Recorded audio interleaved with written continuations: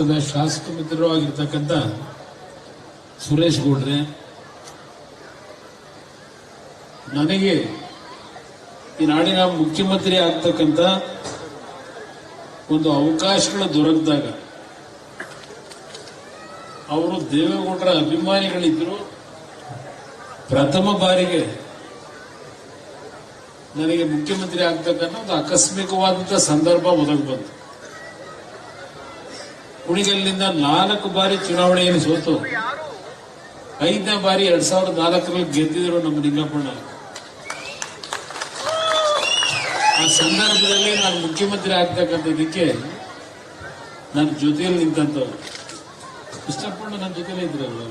ಇರ್ಲಿರುವಾಗ ಎಷ್ಟು ಬಂದಿದ್ದ 2004ರಲ್ಲಿ ನಮ್ಮ ಕೃಷ್ಣಪ್ಪಣ್ಣ ಇದ್ರು.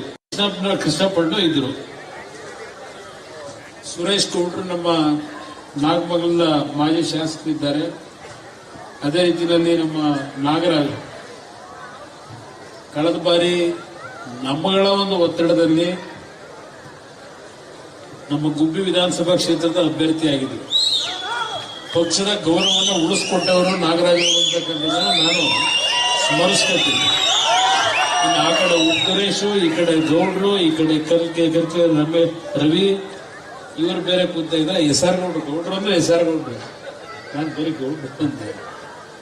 ಇವ್ರು 3 ಜನ ನಮ್ಮ ಶಿರಾದಿಂದ ಬಂದಿದ್ದಾರೆ, ಅವರು ಸಭೆಯಲ್ಲಿದ್ದಾರೆ. ಅದರ ಜೊತೆಗೆ ನಾಗರಾಜಯ್ಯನರ 2 ಪುತ್ರರು ರವಿ ಮತ್ತು ಜಗದೀಶ್ ಅವರು ಇದ್ದಾರೆ. ಮತ್ತು ನನ್ನ ರಾಗಿಮುದ್ದಳ್ಳಿ ಗ್ರಾಮದ ಈ ಲಿಸ್ಟ್ ನೋಡದೆ ಯಾರ್ಯಾರ ಹೆಸರನ್ನ ಹೇಳೋದು ಅಂತ ಹೇಳಿ ಸ್ವಲ್ಪ ಕ್ಷಮಿಸ್ಬಿಡಿ. ಈ ಲಿಸ್ಟ್ ನೋಡಿದ್ರೆ ನಾನು 10 ನಿಮಿಷ ನಿಮ್ಮ ಹೆಸರನ್ನೇ ಒಂದು ಬಹುಶಃ ಅರ್ಧ ಗಂಟೆ ಹೇಳ್ಬೇಕೇನು.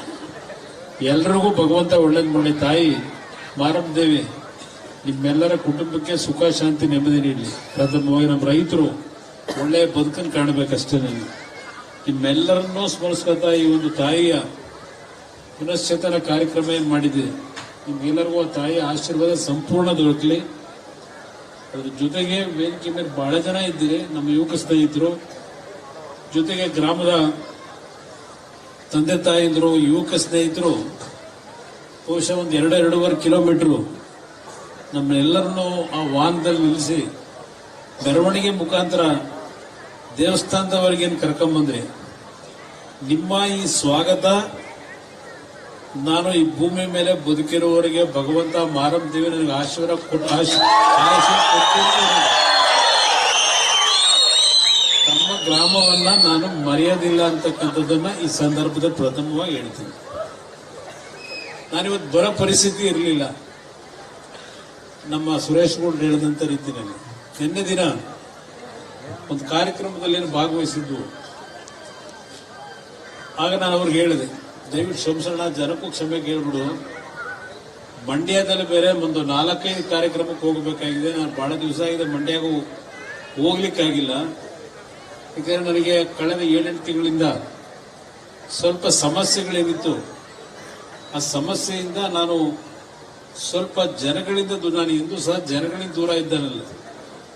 ದಿನ ಬೆಳಿಗ್ಗೆ 4:15 ಗಂಟೆಗೆ ಎದ್ರೆ ರಾತ್ರಿ ಮಲಗೋವರೆಗೂ ನನ್ನ ಸುತ್ತಮುತ್ತ ಜನ ಇರಬೇಕು ಅಂತ ಆಸೆ ಪಡೋಣ. ನನ್ನ ಹತ್ರ ಬರೋರು ಯಾರು ಶ್ರೀಮಂತರು ಬರಲ್ಲ, ನನ್ನ ಹತ್ರ ಬರ್ತಕ್ಕಂಥವ್ರೆಲ್ಲ ಬಡವರೇ. ಬಹುಶಃ ನಾನು ಮಂಡ್ಯ ಕಾರ್ಯಕ್ರಮದಲ್ಲೂ ಭಾಗವಹಿಸಲೇಬೇಕಾದಂತ ಅನಿವಾರ್ಯ ಪರಿಸ್ಥಿತಿ. ನಾನು ಮೊದಲು ಯೋಚನೆ ಮಾಡಿದ್ದು, ತಮ್ಮ ಗ್ರಾಮಕ್ಕೆ ಬೆಳಗ್ಗೆ 9:30-10 ಗಂಟೆಗೆ ಬಂದು ನಿಂಗಪ್ಪನವ್ರ ಜೊತೆ ಮಾತಾಡಿದ್ದೆ, ಸುರೇಶ್ ಗೌಡ್ರಿಗೂ ಹೇಳಿದ್ದೆ. ಬೆಳಗ್ಗೆ ನಾನು 10 ಗಂಟೆಗೆ ಬಂದು ಬಿಡ್ತೀನಿ, ಒಂದು ಅರ್ಧ ಗಂಟೆ ಒಳಗೆ ನಾನು ಬಿಟ್ಕೊಡ್ಬೇಕು, ಹೆಲಿಕಾಪ್ಟರ್ಲೇ ಬಂದು ಹೋಗ್ತೀನಿ, ಮತ್ತೆ ಮಂಡ್ಯದಲ್ಲಿ 5-6 ಕಡೆ ಹೋಗ್ಬೇಕಾಗಿದೆ ಅಂತೇಳಿ ಹೇಳಿದ್ದೆ. ನನಗೆ ಹೆಲಿಕಾಪ್ಟರ್ದು ಒಂದು ಸಮಸ್ಯೆ ಆಯಿತು ಬೆಳಗ್ಗೆ. ನಿನ್ನೆ ಬೆಳಗ್ಗೆಯಿಂದ ಬಹಳ ಪ್ರಯತ್ನ ಪಟ್ಟೆ. ಹೆಲಿಕಾಪ್ಟರ್ ಈಗೇನಾಗಿದೆ, ನಾನು ಕೇಂದ್ರದಲ್ಲಿ ನಿಮ್ಮ ಆಶೀರ್ವಾದದಲ್ಲಿ ಮಂತ್ರಿ ಆಗಿದ್ದೇನೆ. ಆ ಸಿಂಗಲ್ ಇಂಜಿನ್ ಹೆಲಿಕಾಪ್ಟರ್ ಹೋಗಂಗಿಲ್ಲ, ನಾನು ಡಬಲ್ ಇಂಜಿನ್ ಹೆಲಿಕಾಪ್ಟರ್ಲೇ ಹೋಗಬೇಕು. ಅದು ಕಾನೂನು ಮಾಡಿಬಿಟ್ಟಿದ್ದಾರೆ. ಆ ಹಿನ್ನೆಲೆ ಒಳಗೆ ಬರ್ಲಿಕ್ಕಾಗಲ್ವಲ್ಲ ಅಂತೇಳಿ ನನಗೆ ಸ್ವಲ್ಪ ಡೌಟ್ ಅಣ್ಣ, ನಾಳೆ ಬರೋದು ಮಂಡ್ಯದಲ್ಲಿ ಬೇರೆ ಗಲಾಟೆ ಮಾಡ್ತಾವ್ರೆ, ದಯವಿಟ್ಟು ಕ್ಷಮಿಸ್ಬೇಕಲ್ಲ ಅಂತ ಹೇಳಿದೆ.